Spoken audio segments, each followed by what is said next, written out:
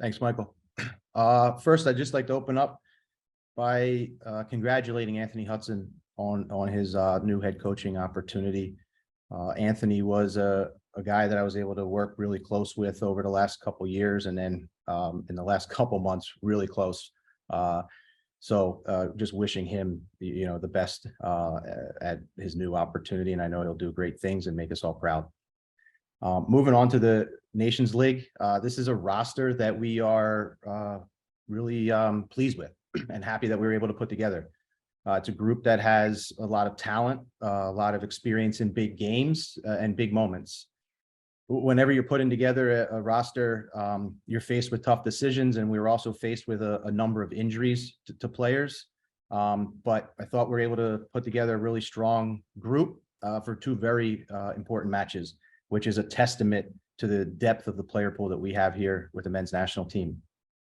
I had an opportunity to speak to a couple players, actually a lot of players. They're all really excited to come in, focused on the task at hand. And one common theme that we continue to talk about and we continue to build upon is the foundation of the culture that we've been building over the last 4 years. It's really something special that we have. It's something that we've built intentionally about being all about the collective, having ownership. Everyone gets a piece of ownership, and at the same time, we all have the responsibility to preserve it. And we all know that it's always going to be bigger than the individual. So time and time again, I would say that we're a group that has shown that we can respond. And we're in a current situation where we're faced with another challenge. We'll embrace it, we'll respond, and we will prepare right now to win another Nations League trophy. Thanks, BJ. We'll go to questions and start with Stephen Goff from the Washington Post. Okay, thanks for your time. I was wondering if you could just go through the process in selecting this roster, but also thinking ahead to Gold Cup, the balance you'd had to strike, and what this is going to look like. This tournament, obviously, we found out today, but what it's going to look like come July for the next tournament, June, July, August, whenever for this tournament. Yeah, it's two big tournaments for us. And when you're putting together these rosters, it's it can become a bit, in terms of all the different factors that go into player selection, it can become a little bit complicated. But we try to use it in a filter that is guys' club form, where they're at in terms of maybe moving clubs, obviously the roster depth through positions. But the main theme and I would say the main objective that we were trying to accomplish here with the Nations League and looking to the Gold Cup is how we can expose the most amount of players in our player pool to make them battle tested in knockout type of games, tournament group play type of games.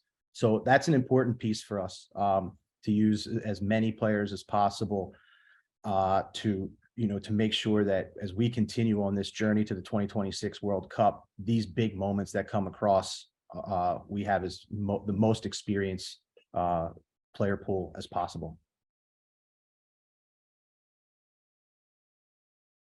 Next will be Jeff Carlisle from ESPN FC. Thanks, Michael. Hi, BJ. I was wondering if you could go to some detail about your staff. I mean, obviously, a lot of developments this week, but I'm curious how you're going to fill that out for this tournament, and how much might those decisions be impacted by what happens with the U20 team? Yeah, Jeff, that's a great question. It's a question that I can't really answer directly with you right now because there's everything with the staff isn't, I would say, signed and sealed. So I don't want to be too presumptuous. But I can tell you that when we do look at the staff, it was an important piece that guys that are going to join, we're using a filter that they have history with the U.S. men's national team or U.S. soccer in general, so that the consistency from here. So that's how we're looking at it. And I wish I could give you more information, but I can't because everything's not over the line with a couple individuals. Next will be Doug McIntyre from Fox. Thanks, Michael. BJ, congrats on the opportunity, first of all. I want to ask you two questions, if I may, and I'll start with some guys that are there. Why the 4 goalkeepers? And regarding a guy who's not there, Kellen Acosta, what went into that decision? And with him and Tyler Adams not there, what do you do in the defensive midfield part of the field? Thank you. Yeah, I'll take the first question first. The 4 goalkeepers. Right now we have a camp that's starting, and it's also outside the open FIFA window. So we work with each individual club for what's sort of best in terms of the goalkeepers that we're going to call in. But at the same time, we want to make sure that we have a robust training camp. And so that's the idea with taking Ethan's injury and that. So we're able to at least have a good training camp to start, and then there'll be some players that come in a couple of days. And that's why we just added an extra goalkeeper. And also in case somebody gets injured, we have somebody, there for training as well. In terms of the Kellen Acosta decision, this is a guy who's super important to our culture on and off the field. I think personally, I've worked with Kellen for a long time here at the national team, and I have a great deal of respect and the way that he competes every single day. Right now, as we know, he's dealing with a little bit of injury with LAFC, didn't play last night. So we just thought, out of an abundance of caution, it's not an opportunity to rush him into this group, and we'll remain in constant communication with LAFC and with Kellen as we look forward to building out that Gold Cup roster. We'll go to Ron Blum, who's raising the level with the Associated Press there. Nice tie, Ron. Thank you. Wanted to ask you about what was the time frame when Anthony told you he was leaving, and what was the process for you getting picked to lead the team? Did Matt come to you and just say you're it? Did you interview for it? Was it a multi-day process? So Anthony and I worked close together for a long time. And I think when you work alongside colleagues, you're always talking about your personal ambitions.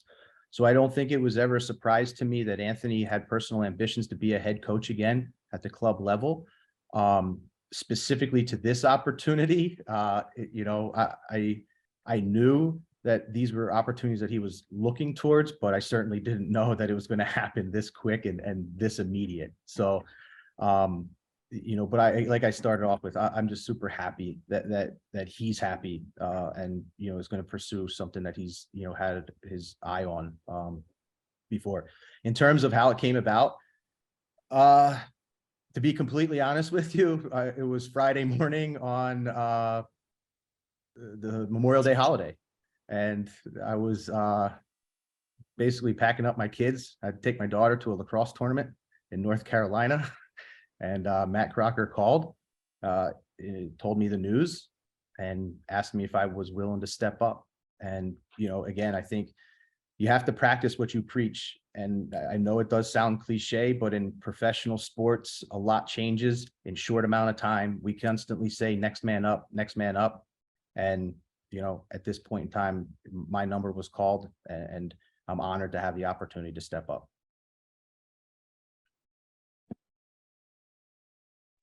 We'll go to Henry Bushnell from Yahoo. Thanks, Michael and BJ. I appreciate your time.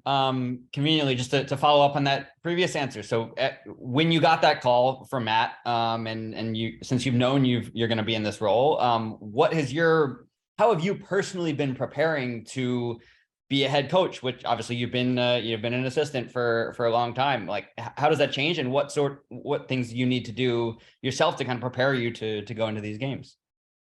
That's a great question. I mean, I would say the roles that I've had on staffs, whether it was with Philadelphia or with, with the opportunity with Greg, and then lastly with Anthony, is I've always tried to sit in the chair with my head coaching hat on, thinking about it, challenging head coaches, on different aspects. And so, I think over that period of time, I've been, lucky to be intimately involved in almost every aspect of these teams that I've been part of. So you have that type of experience in I would say the operation of it, whether it's the game planning or the culture building and the management of the staff. And but we all know that the next biggest piece is now the buck stops with me. And I, and that's the piece that I have to step up on. And that's the piece that in this short period of time that I've been preparing for now is that I'm going to, the final decision rests with me. But it's something that I think over the time and how I've been integral pieces of the other staffs I've been part of that I'm prepared for. Next will be Nancy Armour from USA Today. Thanks, Michael, and thanks, BJ, for doing this. This is a follow-up on, I think it was Goss' question. You mentioned about the importance of getting experience in knockout round games before 2026. How much added imperative is that because you don't have to go through qualifying, and how important is it because you are bringing in, some new guys, people who are new to maybe the U.S. system, and getting them acclimated not only to knockout round games, but playing with the U.S. in knockout round games? Yeah, I would say that is the main filter that we were using. And I would expand it beyond the Nations League and the Gold Cup. That's first team, that's sort of first team men's national team focused. But it's the same reason that Mikey Varis is down with a U20 group that is, a really strong group and doing a lot and having a lot of success, is that we don't know what the 2026 player pool is going to look like. So it's our responsibility to have as many players exposed to high level knockout stage, group stage type of environments. And that's going to extend beyond the Gold Cup as well. When we look into 2024 and 2025, when you're looking at, the Olympics and you're looking at Copa America and all of these tournaments, and really pressure testing. You're pressure testing your on-field ability, you're pressure testing each individual's ability to handle the pressure, and you're also pressure testing the culture, right? And that's what holds you, that's what holds everything together and allows you to be successful. So this is for me, this is what we're dealing with in the short term, but it's a much broader picture of how we can prepare a wide to deep player pool for competition as we prepare for 2026. We'll go to Kevin Baxter from the Los Angeles Times. Thanks, Michael. Hey, BJ, congratulations on the new gig. Thank you. Following up on some of the previous questions. So you find out about a week ago that you're going to do this. So how did the roster work? Did Anthony hand you or email you his list and said, here's what I got? Or did you make it up from start? Were you already talking to Anthony about it? And then the second question would be, there seems to be this idea in some places that, the program is in turmoil, third coach since the World Cup, but really you guys are all on the same staff. Do you feel like there's been a lot of consistency, and do you talk to Greg at all about some of the decisions when you talk about rosters or playing style? Thank you. Let me try to tackle these. Sorry. So the first part is, how did we come about the roster? Anthony and I, we work daily, day to day. I mean, we would spend more time than we would spend with, my significant other or, any of our friends. So, no, he didn't just hand me a list. We worked diligently through this, building it together, having communication with clubs, having communication with players. So it was just sort of an easy transition into sort of dotting I's and crossing T's and making these, making it final by the time that we release it. But we were well down that process prior to that phone call that I got. When you talk about, is there turmoil in the group? The best thing I can describe is when I called the players, there's always an element of surprise from the phone call that Anthony steps down. And I can assure you that there was zero panic in the group. And that's a testament to the culture that we've built over the last 4 years. And, I think from my standpoint, the players are familiar with me and I'm familiar with the players. There's a sense of continuity, the way that we're going to operate, the way that we're going to run ourselves day to day, the messaging that we're going to have throughout the camp is all going to be very familiar for them. And it'll be something that, and it'll be stable. And so I think from that environment, we'll be able to have, really, really good performances and have really, really good preparation. In terms of communicating with Greg, I can tell you that Greg is somebody that I hold in high regard. We were obviously coaching colleagues, but we're also friends. So we talk a lot. He's somebody that I bounce ideas off of, but in no way or would he ever step over the line of like telling people to, who to pick or anything like that. He's a man of too much integrity to ever do that. But for me, he's served as a friend, as a mentor, as a colleague, and someone that I hold in really, really high regard. Next will be Jonathan Tannenwald from the Philadelphia Inquirer. Thanks, Michael. Hi, BJ. Couple questions for you about individual players. One is Mark McKenzie and where he ranks in all of this. I know he's a guy you know very well. And the other is Fuller and Callaghan. What do you think it's going to be like to, when he gets into camp and you're going to be now the first U.S. head coach working with him? Thanks. Good question. I'll be completely honest with you, Jonathan. I had to call Mark McKenzie and tell him that he wasn't on the Nations League roster. This is a guy that I've known since he was 12 years old. So it's a hard conversation to have with him. I explained the reasons. I can tell you that he was understanding, he was professional, but at the same time, what I would expect is that he wasn't happy. But at the same time, I reassured him that I think I have a pathway for him to continue with the men's national team. This is no way a door shut for him. And outlined some different ideas and options for him.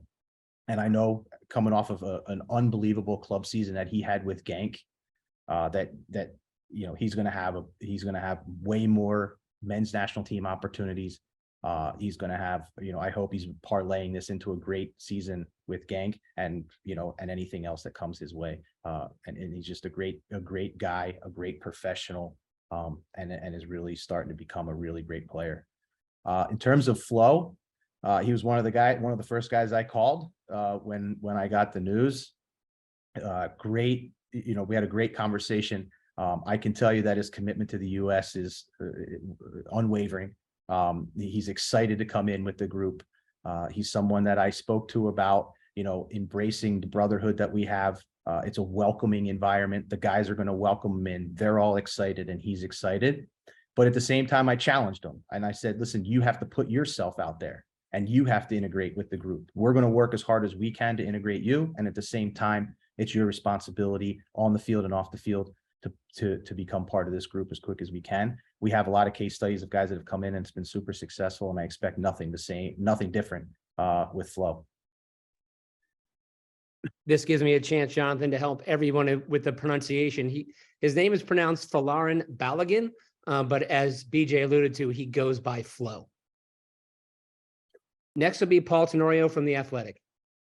Thanks, Michael, and thanks, BJ. To follow up on that answer about Flo, obviously there is that element of trying to integrate into the group, but then there's the on-field side where you have a player simultaneously coming into the group for the first time, but also with really heavy expectations that he's going to, be a difference maker for this team. What's the plan for how quickly you want to throw him out there? Obviously, there's only a couple number 9s on the roster. But trying to manage that integration, the on-field part of it, and knowing that, the fans kind of expect him to be out there and making a difference really quickly, despite the kind of work that goes on in camp and integrating him into the group. Thank you. Yeah, so from the on-the-field integration and what I spoke to Flo about and what we do with all new players that come in for the first time is I think we've got a really clear style of play that we've been building over the last 4 years. The players have a very clear idea on how we want to go about things. And that is the only thing that we're focused on with Flo is getting him up to speed with how we play. And I think as long as we do a good job, and that's our responsibility as coaches, to get him on that same page, spend a little extra time with him before training, after training, and sort of reflecting on different things. Then he'll be able to reach all of those expectations. And I can tell you that his expectations of himself are higher, as high or higher than, what you alluded to as the public. But he still has to come in and compete, right? Ricardo Pepi is a guy who's coming off of a great season, scored big goals for us already. And, and it's going to be fun to watch these guys compete. And as professional athletes and guys that want to make, an impression on the U.S. men's national team, that's what you want. You want competition. And I expect this to be a great camp for both of them. Next will be Charlie Bone from MLSsoccer.com. Hey, Coach, congratulations and thanks for your time. I have the dreaded two-parter. The first one is building on Paul's question. You mentioned there's a established style and a sort of game model. But we saw with Anthony that sort of evolves with a different, maybe just a different set of eyes at the top. What's your view on the status of this program, of that philosophy and that style in terms of evolution versus consistency? Yeah, so that's an interesting question because, and I'm not sure if you're alluding to it, but I don't really identify like shapes that we play on the field as our style of play. We have well-defined principles that we all know, and our principles are what drives our behaviors. So regardless for me of, if we pick a shape, 4-3-3 shape, a 4-2-3-1 shape, a 5-2-3 shape, those are more match plans that I think are to, put our players in the best opportunity to compete in that game. But for me, about integrating new players, it's of getting them as quickly as possible up on our principles of play, because those are what drives that drives what's chemistry on the field. That's how you can drive how one player knows what the other player's thinking, because they're reading the same situations. And then that's how you look at good team chemistry on the field. So that's what I mean by our defined style of play, is having consistent language, consistent principles, and a consistent way of training throughout the week. And then following on from that, how does it compare to your own model? Because we know a little bit about your background, but who have been your coaching influences and maybe your tactical or stylistic influences as you've reached this level? Yeah, so I mean, I would say, I obviously started with Jim Curtin in Philadelphia, and you've seen him. He's been a coach that's grown and evolved as well. But we used to work in a very similar way in terms of, having a structure and working through principles. And then I was able to join Greg and help develop our game model. And I think over time, you've seen our game model adapt and evolve throughout time. And so I would say, in my own style, my fingerprints are on all of that. I was, lucky enough to be in a really collaborative environment where it was healthy, that we challenged each other and came to these agreements on how we wanted to play. So, I don't think my vision on how the game should be played varies a huge amount. And I think that'll be also a nice stabilizing and calming effect to the current group when they come in, is, it's business as usual. Next will be Mike Waitala from Soccer America. Thanks. When you embarked on your coaching career, was head coaching the United States national team something that was ever an aim of yours? And what are your first memories of watching the U.S. national men's team? So, yeah, I mean, for me, I'm somebody who doesn't try to get out too far ahead of the job that I'm doing. And I think I've done a good job of always being in the moment, in the present of, this is, I want to do the best job that I can, and I want to provide as much value to the team in the job that I'm doing. I can tell you that, yes, I've always had ambitions to be a head coach. But if I'm being honest with you, like, would I say that at the time was to be the head coach of the U.S. men's national team? No, probably not. But I can tell you that I'm honored with the opportunity right now. And it's something that I don't take lightly. I understand the responsibility of this job. So my earliest, I mean, I would say for me, I'm from New Jersey, so the '94 World Cup has lots of Jersey guys on it, and so I would say that that was sort of not saying my time, but those are my memories, because there was a lot of I guess connection there. And then as I got to coach, another guy that I have a huge respect for would be Mike Sorber, who played on that '94 team that I got to coach alongside. So, and from that standpoint, that would be the maybe not the earliest, but one of the most memorable type of times. We'll go to Simon Evans from AFP. Hi, BJ. Yeah, I mean, just following up on that about your ambitions and so on. I mean, it's an inevitable question that interim coaches get asked, and so I'm going to ask you here. But I mean, unexpected things happen when people take charge of teams and win games and so on. Is part of your goal? Would you be interested in being the full-time head coach if you were to go on and have a successful spell now? Is that something you rule out? No, that's not something that I'm focused on right now. I'm completely focused on making sure that we provide a great environment for our players, one that they're familiar with, and really just remaining to be the continuity and the glue. I value myself as being like a culture glue guy, and so I just want to be a familiar voice. Familiar voice, be myself with the players, so that we can all have a great Nations League tournament, a great Gold Cup tournament, and they can all be prepared again to have success as they all try to journey for the 2026 World Cup. Next will be Brian Shretta from American Soccer Now. Thank you, Michael, and BJ, greetings from New Jersey. I don't know if you're here or not, but the question I have for you is that coming into this camp, there's just a lot of players who are coming in off tough seasons. I know you said the culture of this team is strong, but when you start making the list, you see Dest and Pulisic, Musa, now Liga de la Torre is looking at relegation, and you have the Leeds guys had a tough season. How much of a challenge do you think that's going to be when they arrive, is to, in your work as a coach, to try to separate that tough season from a lot of the players and get them focused in on this moment and not let that kind of negativity or any kind of poor form carry into the national team and, making that separation? I'm just wondering how much of a challenge you see that being, for this camp. It's a great question. And I would actually switch it. I don't look at it as a challenge. I look at it as an opportunity for these guys. You're right. A lot of them have come through some stressful seasons. But I can tell you, when these guys get together, they really enjoy their time together. So this is almost an opportunity to give them a release, a place where it's safe for them to be themselves. They can get away from that pressure. They can enjoy themselves. They're back in the United States, enjoying all the things that, that they're used to. And so for me, this is just an opportunity for them to, put that aside, really focus on something that they're really passionate about, which is the men's national team. Another thing they're really passionate about is competing and winning another trophy. We'll take a few more questions and continue with Brenda Alvarado. Thank you, Michael. Hi, Coach. Congratulations and thanks for your time. As we know, one of your first challenge is going to be that semifinal against Mexico on June 15.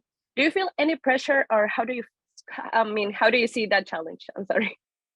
Yeah, I mean, the USA Mexico rivalry is well documented. We've all played in these, coached in these games, and we have a healthy respect for Mexico. But at the same time, we know that this is a semifinal match. This is the opponent that's in our way to winning another trophy. So we don't prepare any differently because it's Mexico. We understand the type of intensity that it's going to take, the type of commitment that it's going to take, and we look forward to the opportunity to compete so that we can get our way to a final and our ultimate goal, which is to win that Nations League trophy. We'll go to John Lupo from Vavel. BJ, first of all, congratulations on the opportunity. Just a two-part question. First of all, you mentioned that also the U.S. is qualified for the Olympics. So with a lot of the younger guys on the roster, do you feel like that's another opportunity, especially since it'll be another year closer to the World Cup, for some of the younger under 23 players to get experience? And I see guys like Joe Scally, Austin Trusty, who haven't had a lot of experience with the national team. Do you feel like all of this will be able to help them and sort of prepare them if they are, say, on the Gold Cup roster or on the Olympic roster, or even down the road on the World Cup roster, not having to qualify? It gives you and the staff and the players more of an opportunity to play more knockout tournaments, more pressure-packed games where it'll be more like a World Cup atmosphere.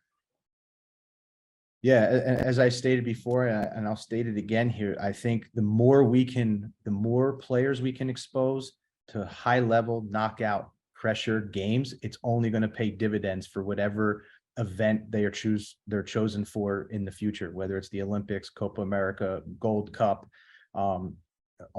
anytime. And international soccer brings out a different level and a different intensity. And I think as we want to continue to move the men's national team forward in pursuit of a really successful 2026, we need to expose the maximum amount of players to this type of competition. We need to get them as battle tested as they can, because we know the stakes won't be any higher when it comes to 2026 hosting in your home country. Next will be Abraham Noodlestayer. Hello, Coach. Thank you for your time. Coach, quick question for you. Could you expand on your decision not to call Jesus Ferreira? Did you talk to Jesus about not being a part of this group? Yeah, of course. I spoke to Jesus. Again, another player who is super important to our program, who's having a great, first part of the MLS season, someone I hold in high regard on and off the field. I spoke to him and I just explained the situation of, why he wasn't selected, and told him to continue to score goals, continue to lead his team. Love that he's a captain, for FC Dallas. He's under a great head coach in Nico Estevez, who knows how we operate inside and out. And he's a guy that we'll continue to watch here again as we build out our Gold Cup roster. Next will be Adam Bells. Hey, BJ, thanks. Quite another question about an omission. John Brooks, a player, was really struggling for playing time at Benfica. He's back in the Bundesliga. He's started almost every game this spring. Is he a player that's in consideration still, or is he in consideration for the Gold Cup? What's going on with him? Yeah, good question.